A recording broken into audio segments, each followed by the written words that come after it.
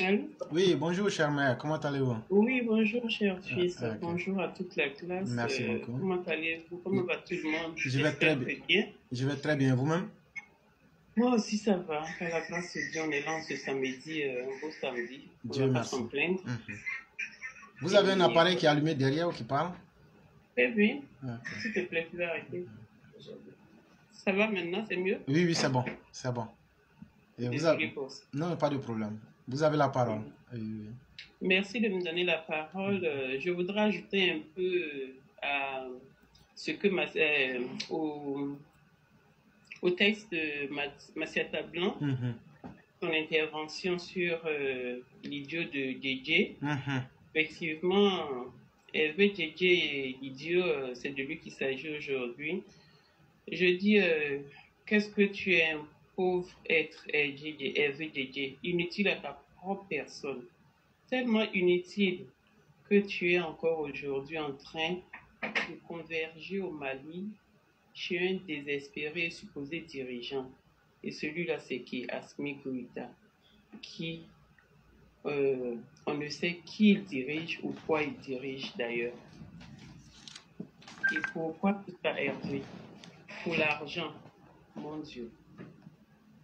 En ce moment même, Assimi, je pense, Assimi est tellement perdu. Et Cher mère, et si on l'appelait Hasbin Goïta? Répétez, s'il vous plaît. J'ai dit, et si on l'appelait Hasbin Goïta? Hasbin Goïta. Le parvenu. Donc, voilà, Hasbin Goïta, effectivement, qui on ne sait qui il dirige ou quoi il dirige d'ailleurs. Et lui, Hervé JJ, il converge vers ça. Pourquoi? Pour l'argent. En ce moment même, Hasbin Goïta est tellement perdu et désespéré, éclaireur, qu'il prend tout ce qui vient à lui, tout ce qui s'offre à lui. Bon, c'est là où on voit des idiots comme Hervé JJ converger effectivement. Mais est-ce que c'est pas la saison des idiots pour profiter du nul du village? Mais oui, justement. Vous le dites tellement bien que voilà, ça c'est trop clair, c'est trop propre, quoi. Il n'y a pas de meilleure définition pour ça. Vraiment. Merci, éclaireur. Donc, JJ et toi, pauvre type, pauvre être maléfique, errant, qui a soutenu Charles Blé Goudé et son mouvement de l'article 125. Vous qui avez tué ou fait brûler des êtres humains vifs dans cette même Côte d'Ivoire, JJ, tu n'as pas fini avec ta malédiction, visiblement. Tu n'as pas fini avec la malédiction. Tu sais, ça ne nous déplaît pas du tout que tu ailles piailler pour Hasbin Goïta, parce que c'est ça toute ton utilité sur terre de toute façon. Existence pitoyable. Toi, JJ, il n'y a que ça que tu es. Et c'est aussi comme ça que vous finirez de toute façon moche et ce sera mérité, toi et ta famille de malfaiteurs. Cela va se faire par la grâce de Dieu. Ça, c'est notre prière, on va dire ça comme ça, pour vous. Mais hey, éclaireur, là où je veux vraiment interpeller Hervé JJ, c'est que moi, je n'ai pas le pouvoir. Nul n'a le pouvoir véritable de l'interdire, de citer le président Ouattara. Il a sa bouche, il peut le faire comme il veut, comme il entend. Mais dans ce déboire-là qu'il accumule, mais je veux lui dire que c'est une mise en garde. Il peut le citer. Nous, on lui dit de ne pas citer le président Ouattara, mais il en a toute la liberté. Là où je veux lui faire une mise en garde, c'est que si il cible le président Ouattara, qui travaille et protège, qui travaille à protéger sa famille, qui travaille pour le bien-être de sa famille depuis toujours, et se préoccupe même de la quiétude de celle-ci, Hervé Djedje, juste essaie, et tu n'auras pas le temps de profiter de cet argent que tu vas, voilà, de cet argent que tu recherches auprès de Hasbin Goïta, parce que tu sais, tu pourrais mal finir avec. Et nous, on aura eu un imbécile de moins sur terre. Je suppose que tu as des enfants. Je suppose que tu souhaites que ces enfants fassent pire que toi. Quand toi, tu ne sais que t'en prendre au bien et défendre le mal. C'est ce que tu es, Hervé.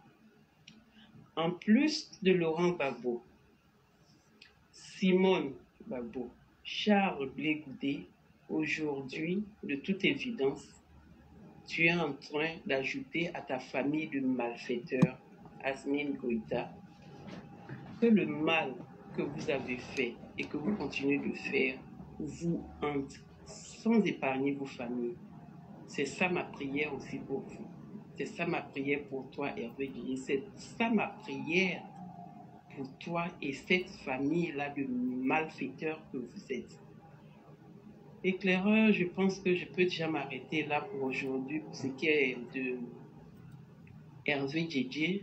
C'est une parenthèse. On va la rouvrir et puis revenir encore sur lui pour que tout soit vraiment nettoyé. Toutes ces ordures, tous ces déchets encombrants doivent quand même disparaître. Le travail va être sûrement pénible, enfin long, c'est de longue haleine, mais c'est nécessaire. Donc, voilà, je voudrais m'arrêter sur ce sujet de Hervé Djedje et juste me demander, repartir sur les 7 milliards de Henri Konan Bédié. Est-ce vrai que Henri Konan Bédié fait arrêter un journaliste qui fait la lumière sur une affaire? Si oui, que font les journalistes que font les journalistes de leur solidarité à l'endroit de leurs confrères? Si oui, comment peut-on permettre qu'un homme, parce qu'il aura été un politicien, parce qu'il aura été Henri Konan Bédié, peut se permettre, peut même dépasser ces limites-là? Éclaireur, c'est pénible, c'est inacceptable et ça laisse beaucoup à désirer. Je vais vous laisser sur ce et puis je dis bonne émission à tous. Merci beaucoup, chère mère, pour tout ce que vous avez dit. Relativement à la deuxième question, voyez-vous, lorsque vous faites un métier, le métier finit par être votre référent. Ça veut dire, on prend le métier pour se référer à vous. Si vous le faites mal, on dira que vous êtes mauvais dans ce que vous faites. Aujourd'hui, regardez la Côte d'Ivoire et regardez comment les journalistes eux-mêmes ont dévalorisé leur métier. Voilà où commence le problème. Mais si vous-même, vous avez dévalorisé vos métiers en étant à la solde des politiciens, le jour que les politiciens vont vous créer des problèmes, est-ce que vous pouvez vous défendre? Voilà le piège dans lequel ils se sont mis. Et donc, nous attendons de voir comment ils vont s'en sortir avec. Et jusqu'à quand les journalistes ivoiriens vont prendre conscience qu'il faut plutôt faire de l'investigation, il faut plutôt faire de l'analyse, il faut plutôt faire des productions qui peuvent aller dans un sens de la construction d'une société. C'est sur ce terrain-là que nous les attendons. Et c'est pourquoi vous voyez tellement leur métier est dévalorisé. Aujourd'hui, eux-mêmes, selon eux-mêmes, 83% de leur revenu a baissé. Mais sous un autre angle, ça veut dire que votre travail ne donne pas le résultat que les gens veulent. Tout à fait. Et c'est ça la conséquence directe. Et malheureusement, tant qu'ils ne vont pas comprendre que le journaliste doit être cette personne qui doit échapper aux chapelles idéologiques pour d'abord valoriser son travail par ses productions, de telles choses, ils en seront victimes. C'est-à-dire que notre société ne peut toujours pas, jusqu'aujourd'hui, reposer sur le journaliste? Non, vraiment? Non, loin de là. Loin de là, malheureusement. Loin de là, malheureusement. Loin de là, malheureusement. Et maintenant, sur le premier problème que vous évoquiez, voyez-vous, il y a une grosse escroquerie morale qui est en cours en Afrique.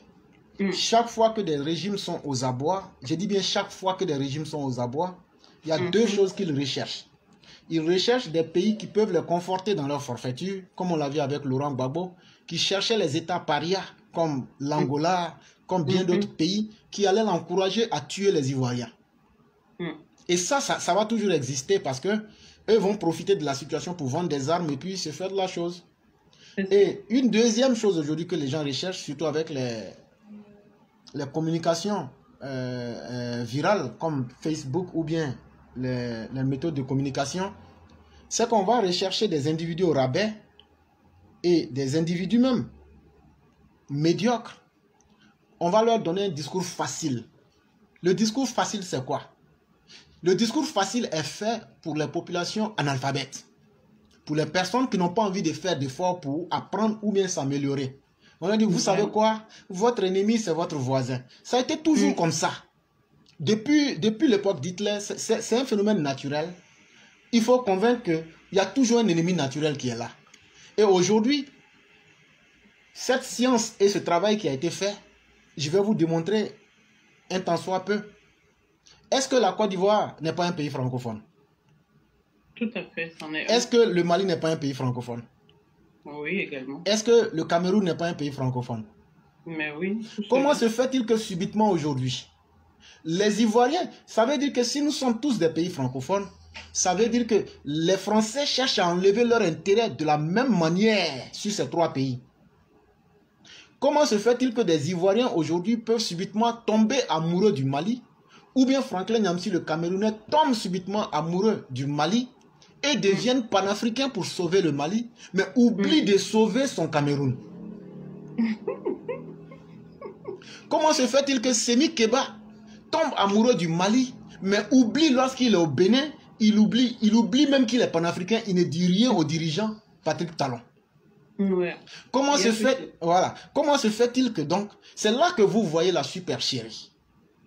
Ouais. En fait, ils viennent avec un discours facile face à un peuple qui est déjà victime de son ignorance et ils essaient d'encourager ce peuple-là pour aller vers la mort. Je suis en train de parler exactement dans le cas du Mali. Chaque fois que vous avez vu ces panafricains encourager quelqu'un ou encourager un peuple, ils sont en train d'encourager ce peuple-là à aller directement dans les flammes de l'enfer. Ouais. Malheureusement, la vie aussi est faite de choix. Quelqu'un peut décider d'aller en enfer, c'est un choix. Comme quelqu'un peut décider de se préserver de l'enfer.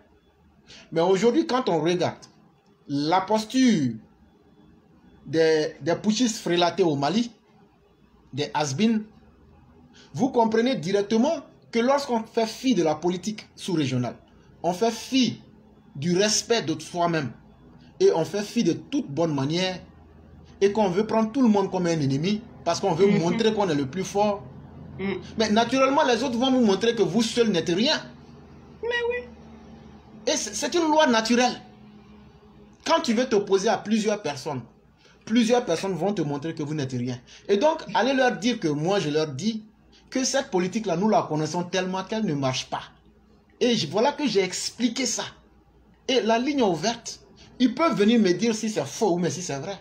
Si ce que j'ai dit est faux, dites-moi le combat qu'ils ont une fois gagné. Et vous ne pouvez jamais gagner de combat parce qu'en réalité, vous venez profiter des victimes d'une situation. Oui. En réalité, tous ceux que tu vois en train de parler pour encourager le Mali se disent quoi? Mais s'ils sont suffisamment idiots en tant que peuple, pourquoi ne pas profiter d'eux pour avoir ce que je veux, pour avoir ce que je veux? Voilà la réalité aujourd'hui.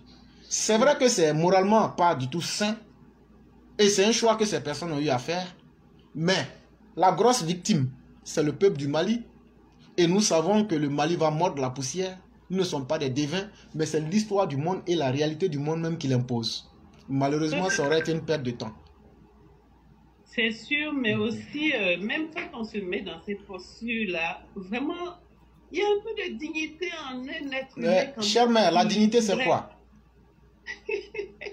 La dignité, de façon simple, c'est la capacité que chacun de nous a. Et lorsque vous appelez une seule fois, c'est suffisant. Sinon, lorsque vous insistez, on prend ça comme du chantage. Une seule fois suffit, on vous voit. La dignité pourrait se définir comme la capacité qu'une personne a de se donner de l'importance. Je vais expliquer ça de façon très simple. Ça veut dire toi-même là, si tu existes là, que toi-même tu ne te donnes pas de l'importance là. Cher frère Koulibaly, vous avez appelé une fois, deux fois, c'est suffisant. Si vous écoutez l'émission, que vous nous entendez, vous n'avez pas besoin d'insister. Et donc, comme je le disais, une fois que vous manquez de cela, vous devenez directement moins qu'un animal. Est-ce qu'on peut demander à un cochon de porter une culotte? Ça devient du ridicule. Et donc, ils ont choisi d'être plus bas qu'un cochon. C'est un exemple que je prends. Et donc, si vous leur demandez d'être dignes, de se donner un minimum d'importance, c'est vous-même qui êtes ridicule parce que vous demandez l'impossible au cochon de porter un pantalon. Tout à fait. C'est à ce point-là qu'ils sont en fait... Justement. Et c'est pourquoi j'aime bien le Coran qui, dans la langue arabe, nous parle de Bukmun Sukmun et va plus loin pour parler de Dabatun. Ça, c'est en arabe. Je ne suis pas spécialiste en arabe. Je ne parle pas l'arabe.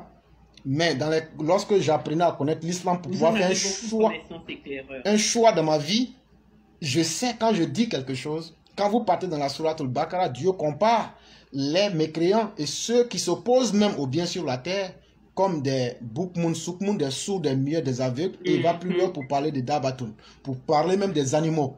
Mais en réalité, c'est l'illustration parfaite. Voilà. Parce que lorsqu'un être humain tombe bas, c'est ça qui est le danger avec l'être humain.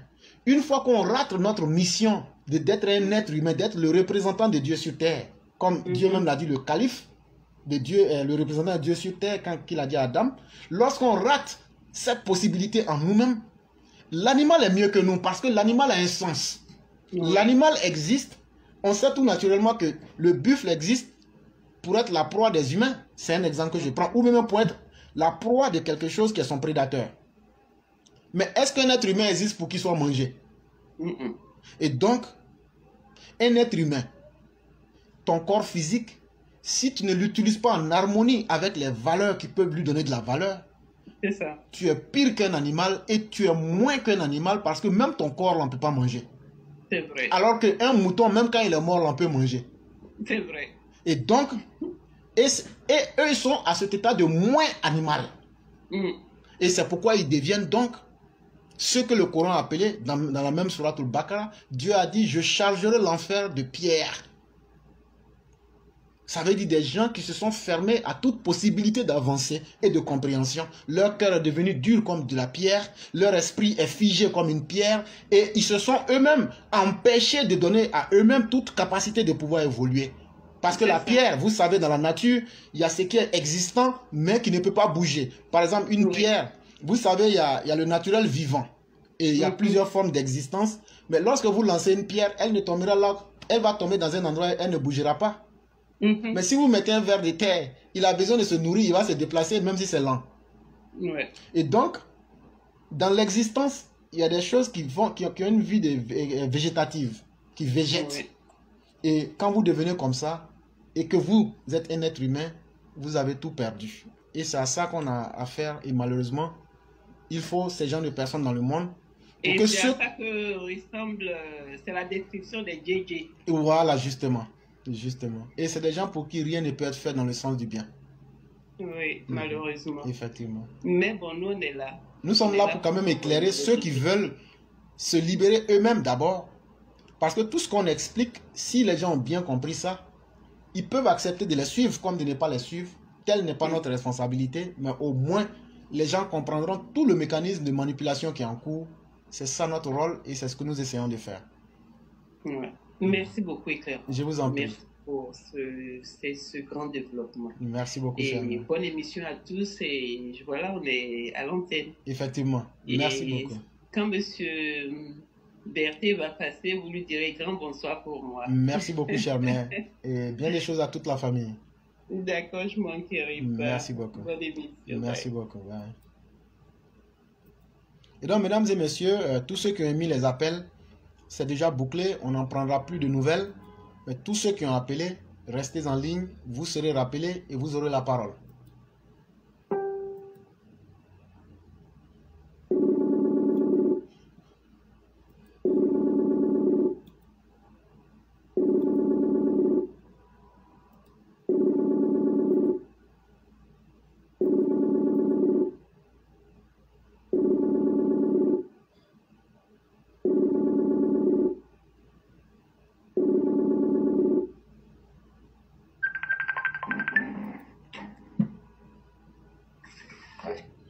Allô? Allô? Oui, bonsoir monsieur. Allô, oui. Oui, comment allez-vous? Oui, bonsoir, grand maître éclaireur. Oui, comment allez-vous? Ça va bien, merci. Dieu merci. Okay. Ça va bien, merci. Et vous? Oui, ça va très bien. Ça va très bien. Ah, ok. En tout cas, merci bien. Après donc tous ces jours où j'ai loupé le direct. Effectivement. Mais bon, on a eu donc le temps de réécouter donc les différentes après. Et c'est vraiment toujours avec autant de joie, hein, voyez-vous. Merci beaucoup. Ok. Alors donc, je commencerai donc voilà par donc dire donc bonjour à vous éclaireurs et bonjour donc à toute la classe, à tous les EPV. Voilà. Alors aujourd'hui, je veux dire, je vais être assez bref. Voilà. Donc mon intervention va porter sur juste quelques points, quelques 2 ou 3 points. Voilà, donc le premier, donc toujours bon, par rapport à la crise malienne. Là, j'avoue que vous avez déjà donné tellement d'informations sur cette crise-là, sur les tenants, les aboutissants des uns et des autres. Bon, que finalement, bon, en tout cas, de mon côté, j'ai vraiment plus grand chose à ajouter. Voilà. Vous avez, la dernière fois, vous avez publié un extrait que j'invite, je vais dire, tous les élèves de la classe à réécouter. Et à diffuser même, à en faire une large diffusion. Parce que c'est tellement clair que même pour enfin, quelqu'un qui vraiment ne connaît rien dans toutes ces histoires-là, quand il va écouter donc ces explications-là, il va comprendre aisément. L'élément en question, c'était, comment on appelle ça, enfin bon, je vais après vous redonner le titre pour que vous puissiez donc peut-être remettre encore à la disposition de tout le monde. Voilà, pour que tout le monde donc ait donc accès donc à cet élément aussi important. Voilà. C'est vraiment un éclairage, c'est l'éclairage qu'il fallait. Voilà. Donc vraiment merci pour ça. Et maintenant, pour ce qui concerne donc notre politique intérieure ici en Côte d'Ivoire, bon, le cas Katina. Bon, quand ce monsieur se lève et qu'il parle du fait que le gouvernement gérerait mal la crise avec le Mali. Bon, voyez-vous, je pense que ces gens-là, ils sont toujours les mêmes, hein. Ils ne pourront pas changer, vous l'avez indiqué tout à l'heure. Ils ne pourront jamais changer. Quel que soit ce qu'on va faire en leur faveur, là, ils ne changeront pas de fusil d'épaule.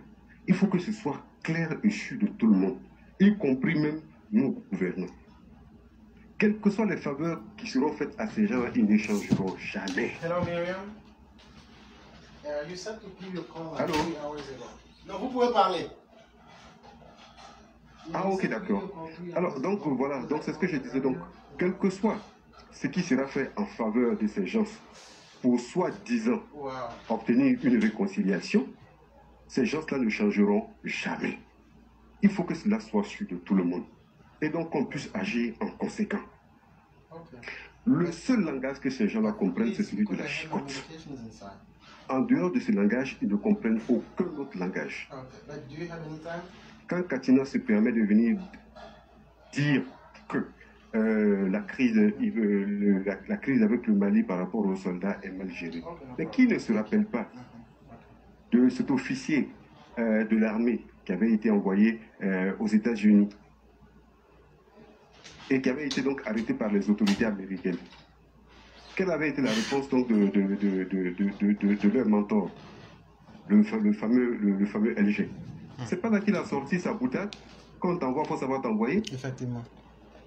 Est-ce que ça, c'était une position responsable pour un pays qui a officiellement envoyé quelqu'un en mission? Non. Et avec une telle situation, vous avez des gens comme des Katina aujourd'hui, un parvenu. Mais sans vous couper la parole, est-ce que vous pensez pas, est-ce que vous ne pensiez pas que si c'était Laurent Gbagbo, il aurait dit à ses militaires, je ne vous reconnais pas, et vous auriez dû savoir vous envoyer, contrairement à la position responsable du président qui a dit non. Vous voyez la grande différence, n'est-ce pas? Exactement. Voilà. Exactement. Et c'est ce que je voulais faire effectivement ressortir. C'est de ça qu'il s'agit. Ici, on a affaire à un pouvoir qui est responsable. On a affaire à un pouvoir qui est responsable. On a affaire à un dirigeant qui est responsable, qui a une très haute idée du rôle qu'il occupe dans l'avenir et dans tout ce qui engage la nation ivoirienne. Ça n'a rien à voir avec, je vais dire, ces gars-là qui s'étaient retrouvés là, comme par un concours de circonstances, qui s'étaient retrouvés au pouvoir. Que des Katina viennent aujourd'hui se faire passer pour des donneurs de leçons. Mais bon, d'où cela peut venir? Que des gens comme ça viennent se présenter comme des donneurs de leçons. D'où cela peut venir? Je pense qu'au jour d'aujourd'hui, il faut que ce soit clair. C'est vrai. Vraiment notre chef suprême, le président, son excellence le président Alassane Ouattara, comme l'avait dit l'autre Adolphe Hitler, le président de l'Afrique. C'est vrai que nous, souvent, on a été plus pressés que lui, parce que souvent, en fait, on a du mal vraiment à accepter, je vais dire, on est souvent plus émotif que lui, en fait. Pas qu'il n'ait pas d'émotion, mais en tout cas, il ne gère pas son émotion comme nous la gérons. Parce que nous, quand nous voyons certaines situations, donc nous voulons des actions, je vais dire donc dans l'immédiat. Mais lui, il prend son temps et il règle toujours les choses comme cela se doit. Sinon, moi de mon côté, ce que je pense, vous avez évoqué la dernière fois, hier, le cas donc des, comment on appelle ça, des agoras qui se mettent en place. Oui, effectivement, des agoras se mettent en place. Et vous avez effectivement déjà décrit le rôle que ces agoras-là jouent dans, je veux dire, dans l'instabilité. Enfin, ils ont un rôle bien précis, je veux dire, dans le dispositif donc, de nos opposants. Voilà. Plateforme, donc, on ne vous connaît pas, vous ne nous connaissez pas. Et pourtant, tous les jours, nous sommes sur la plateforme. Effectivement. Bon. Effectivement. Ce n'est pas de l'argent que vous nous donnez, c'est rien. Ce n'est pas de l'argent qu'on vous donne, ce n'est pas de l'argent que vous nous donnez. C'est un combat pour la nation. Donc, ça veut dire que, voilà. Voilà. Ils ne pourront pas aboutir, ils ne pourront pas... Je viens de relancer. Et donc, vous pouvez continuer. Vous pouvez continuer. Oh, ok, d'accord. Ok. Ok. Alors, donc, j'étais donc en train donc de dire que pour moi, il est impératif que une décision, je veux dire donc du chef de l'État par rapport donc à notre ministre comment on appelle, notre ministre de la Justice, qu'il prenne vraiment une résolution, qu'il lui donne un autre poste, et que ce soit vraiment quelqu'un qui a la main à la pâte, donc qui vienne pour pouvoir gérer donc, je veux dire, un certain nombre de dossiers en termes de justice. Parce que lui, ce monsieur-là, déjà, j'avoue que j'ai quand même pas mal de recul. Voilà. Son nom avait été cité dans cette affaire, certes. Bon, il s'en était sorti, bon, enfin bref, parce que bon, on ne sait pas comment cette affaire a été finie, mais son nom avait été cité dans cette affaire. Et ça, déjà, je trouvais que pour un ministre de la Justice, sincèrement, c'était tout. Je pense que ça fait trop. J'ai rien contre ce monsieur-là, ce ministre de la Justice, j'ai rien contre lui, mais j'estime que en termes de résultats, sincèrement, il ne nous fait pas honneur. Il ne nous fait pas du tout honneur. Je vais dire donc les grands délinquants, au cas où un venait à s'échapper, Donc ça, vraiment, c'est du son que je fais. Et je pense que les gens devraient vraiment réfléchir à cela. Ok. Et maintenant, en dehors donc de cela, au niveau donc du ministère donc de l'équipement et de l'entretien routier, je voulais donc signaler donc au ministre Amédée que en ce qui concerne donc la gestion donc du, comment on appelle ça, du péage de Bassam, vous avez été très clair là-dessus hier, éclaireur, avec tous les autres participants, qu'ils reconnaissent qu'il s'est trompé et qu'il a mis la charrue avant les bœufs. Ce n'est pas une mauvaise chose de dire que de reconnaître qu'on s'est trompé, c'est pas mauvais. Pour le gouvernement, c'est vrai que ça ne fait pas bien. Mais si ça peut permettre de retrouver le blason des gens et de faire comprendre qu'en fait l'État n'a rien contre les populations, ce serait une bonne chose. L'État n'a pas le droit de discriminer les populations de cette façon-là. Ce péage-là, soit il ramène le coût des petits véhicules à 500 francs, soit il rentre en discussion avec les différents acteurs qui doivent utiliser cette route, et puis trouver un point d'accord, et puis on va passer à autre chose. Parce qu'il faut le dire, les explications que lui a données jusqu'au jour d'aujourd'hui, c'est des explications vraiment qui ne tiennent pas la route. Et venir dire après que non, vous n'êtes pas obligé de passer par là, vous avez l'autre voie, vous pouvez passer par là, ce n'est pas non plus, je ne trouve pas du tout ça responsable aussi. Donc, qu'il accepte de rencontrer les gens, qu'il discute, qu'il donne aux gens, qu'il explique aux uns aux autres, aux différents acteurs, les arguments qui l'ont amené donc à fixer ce prix-là. S'il arrive à les convaincre, peut-être qu'ils accepteront. Sinon, ils vont couper la poire en deux. C'est de ça qu'il s'agit.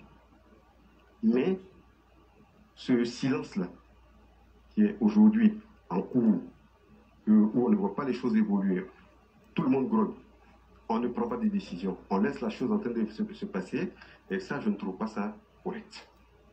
Je ne trouve pas du tout ça correct. Après, venir dire non, tous ceux qui habitent dans les alentours de trucs de péage, on va leur faire des trucs particuliers. Vous avez démontré que ça, ce n'était pas une solution qui tenait la route. C'était une fausse solution, vous l'avez démontré. Donc, du coup, ils oublient ça. Deux alternatives existent. Ils cassent le prix, ils descendent à 500 pour les petits véhicules. Ensuite, ils rencontrent donc les autres opérateurs, ils discutent avec eux, ceux qui doivent utiliser la route, ils discutent avec eux et puis ils arrêtent un juste milieu. Voilà les deux options. En dehors donc de cela, du problème du péage, il y a aussi que concernant toujours le même ministère, hein, le ministère de l'équipement routier de l'entretien, là, voilà, vous voyez quand vous prenez le boulevard de Marseille, et puis vous prenez aussi le VGE. Certes, le VGE, actuellement, je pense que j'ai constaté, on dirait qu'il y a comme une réhabilitation sur le VGE. Mais ce que je voudrais dire au ministère, c'est que les bouches d'incendie, là, je ne sais pas si, pardon, j'ai dit les bouches d'égout. Je ne sais pas si vous voyez un peu, vous voyez les couvercles en métal, là. Oui, il y a quelques mois, j'étais à Abidjan, j'ai pu voir ça. Voilà. Les gens volent les bouches d'égout. Ça, je vous le dis, éclaireur, ils volent. C'est au cours, comme ça, j'étais un jour en train de marcher, et puis arrivé, il y a une odeur qui est remontée du bas, et ça m'a... En fait, c'était trop fort. Et quand je suis arrivé encore au second, j'ai vu que c'était aussi vite. J'ai trouvé que ce n'était pas du tout normal. Et puis, c'est après que j'ai commencé à constater, quand je marche, je regarde, je me suis rendu compte que la plupart des couvercles n'étaient pas là. Or, quelques temps avant, je me rappelle qu'il y avait bien des couvercles.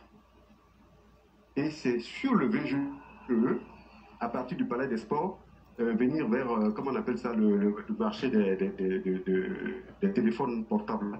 C'est sur cet endroit-là, cette section-là que j'ai fait le constat. Maintenant, sur le boulevard de Marseille, de la descente du pont jusque vers la gare de Citaraï, c'est aussi le même constat. Les couvercles qui n'ont pas été mis fermés par le béton, et qu'on peut retirer, eh ben, ils ont tout retiré. Ils ont tout retiré. Vous voyez? Ils ont tout retiré. Donc, il est important aussi vraiment que ce ministère-là aille regarder ça, comme aussi ils sont chargés de l'entretien routier. Donc, il est important qu'ils aillent regarder et puis essayer donc de trouver des solutions à ça. Parce qu'une fois que ces couvercles-là sont retirés, vous avez toutes sortes de détritus qui se déversent dans le caniveau, que ce soit les pneus usés, tout ce que vous voulez. Et ça bouche les caniveaux. Et une fois que c'est bouché, bon, ben, écoute, c'est la chaussée. Et puis ensuite, la chaussée se dégrade. Et puis, bon, après, certains viendront nous dire, bon, ben, on avait 1000 milliards, on ne sait pas où l'argent est parti. Vous voyez? Donc, voilà donc ce que donc, je voulais donc mentionner. Et puis là, je vais m'arrêter là. Merci et beaucoup. Donc, vous dire merci. Merci vraiment pour l'occasion que vous nous donnez donc de poser les problèmes qu'on constate à notre niveau. Voilà, pour le bonheur de tout le monde. Merci à vous, merci à tout le monde et bonne continuation. Merci surtout à vous-même qui prenez le temps de vous intéresser aux problèmes même de la nation et vous le faites de façon très claire avec des preuves à l'appui. Et c'est ça qu'on appelle une contribution. Et c'est très important. Merci. Vraiment, merci beaucoup pour tout ce que vous faites. Merci. Que Dieu nous maintienne en santé et qu'il nous protège.